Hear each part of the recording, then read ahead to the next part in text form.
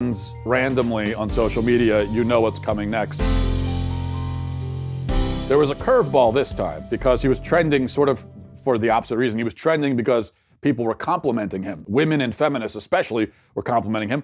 Now, it's not unusual for women to compliment Idris Elba, but in this case, everybody was very delighted with comments that he made about the Me Too movement. He was asked if it's difficult to be a man these days in the era of Me Too, and he responded very succinctly. He said, well, it's only difficult if you're a man with something to hide. That was his response. People were very impressed with this. I am not so much impressed with it because this is precisely the logic that has justified every witch hunt ever in history.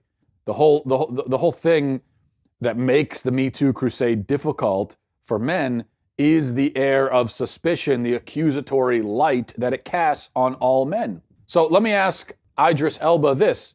If a man is falsely accused, would you say that it shouldn't be difficult for him because the accusation is false and thus he has nothing to hide? No, it's difficult precisely for that reason.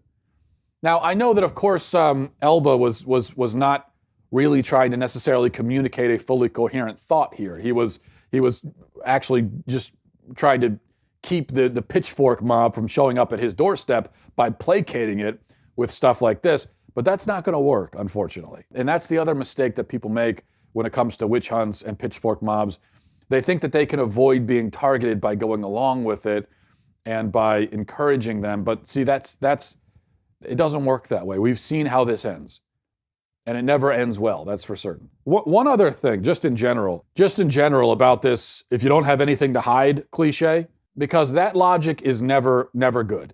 It has never been employed to advance any good cause, ever. Anytime someone is using this argument saying, well, if you don't have anything to hide, you know that whatever they're trying to justify by using that argument is terrible. You automatically know it for reasons that I've explained. But also, everybody has something to hide.